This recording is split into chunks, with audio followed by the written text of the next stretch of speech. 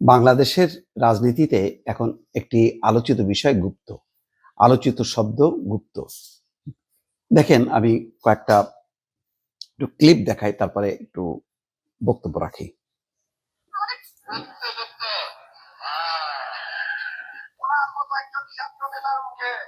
আমরা এই ধরনের তৃতীয় শ্রেণীর রাজপথের বিএনপি কর্মীদের ভাষা আশা করি নাই।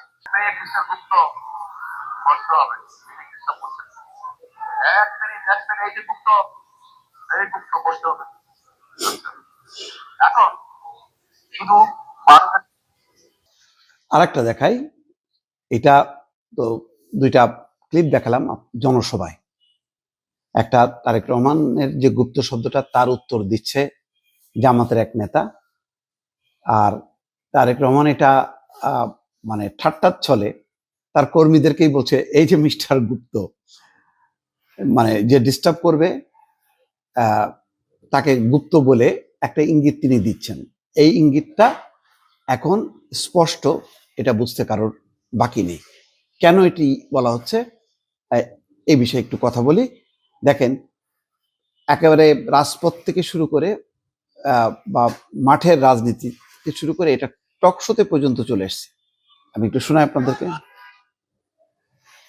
আমি একটা কথা বলে শেষ করে দিই। গুপ্ত রাজনীতি নামক যে বিষয়টি রয়েছে না, যেটা এসেছে যে আগে ছাত্রলীগ, এখন তারা ভিপি। তো একটা বিষয় আমি শুধু একটা প্রশ্ন করতে চাই, ওইটা কোনো গুপ্ত ছিল না? আপনাকে যখন প্রহার করা হচ্ছে, এই গুপ্তগুলা কোথায়? এই গুপ্তগুলা তখন বেরো আসতে পারে না, অন্তত আপনারা আত্মচিৎকার শোনার পরে। এই গুপ্তগুলা সবসময় চুপ করে থেকেছে ছাত্রলীগ যখন নির্যাতন করেছে। যদি এই গুপ্ত হয়ে অত্যাচারকে সহ্য করে, অত্যাচারকে এনেবল করা ফ্যাসিবাদের দোসরগিরি না হয়, তাহলে বাংলাদেশে কেউ ফ্যাসিবাদের দোসর। আমি একটা কথা বলে শুধু শেষ করে দিই, যে গুপ্ত রাজনীতি নামক যে বিষয়টি রয়েছে না, যেটা এসেছে যে আগে ছাত্রলীগ, এখন তারা ভিপি। তো একটা বিষয় আমি শেষে কথাটা দিয়েই শুরু করি।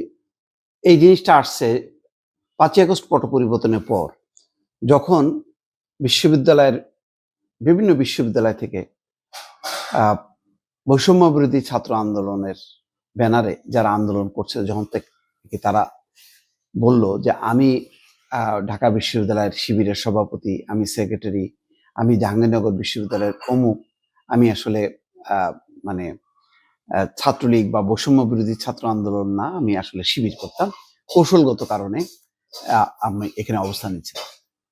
তখন কিন্তু ছাত্র দলের কোনো নেতা কর্মী বা অন্য দলের কেউ বলতে পারেনি যে আমি ছাত্রলীগের মধ্যে ছিলাম বা আমি বৈষম্য বিরোধীর মধ্যে ছিলাম।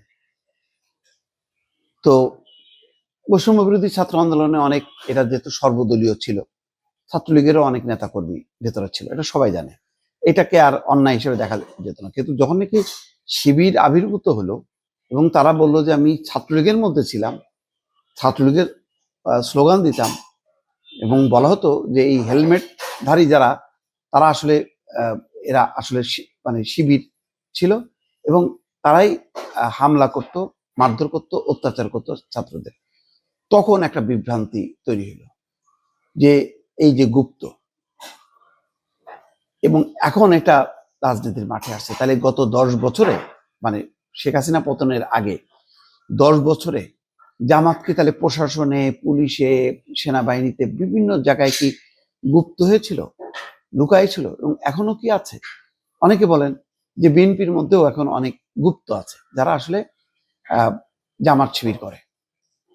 এইটা নিয়ে কিন্তু এখন তোলপাড় হচ্ছে। সেই কারণে এটা একটা মুখরোচক শুধু না, ঠাট্টার বিষয় না।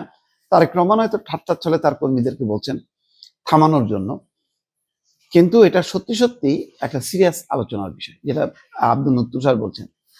তো মানে সব জায়গায় গুপ্ত ছিল, তো গুপ্ত বুয়েটে ছিল না? তো গুপ্ত যদি থাকতো বুয়েটে, তাহলে আবরার মারা গেল কিভাবে? আবরারকে বাঁচাতে এই গুপ্তরা আসলো না কেন? এখন কে ছাত্রলীগ আর কে ছাত্রলীগ না, ছাত্রলীগের নেতারাই কি বলতেছে আমি শিবির করি, আমি আসলে গুপ্ত অবস্থায় ছিলাম, নাকি কি ভেতরে ভেতরে অ্যারেঞ্জমেন্ট, এইটা নিয়ে কিন্তু এখন তোলপাড় হচ্ছে। আর এইটা যত বেশি উচ্চারিত হচ্ছে, জামাতের মধ্যে একটা অস্বস্তি তৈরি হচ্ছে, এবং এটাই এখন রাজনীতি একটা পুঁজি হিসেবে বা ক্যাশ করতেছে অন্য পক্ষ। স্বাভাবিক যে অন্য দলের রাজনীতির যে দুর্বলতা, সেই দুর্বলতাকে সে পুঁজি করবেই। সেই পুঁজি করে অনেকে এখন কথা বলছে। তো এখন অনেক দিন পর্যন্ত আমার ধারণা যে এই যে গুপ্ত, এর সাথে আবার আরেকটা শব্দ যুক্ত হয়েছে, সুপ্ত।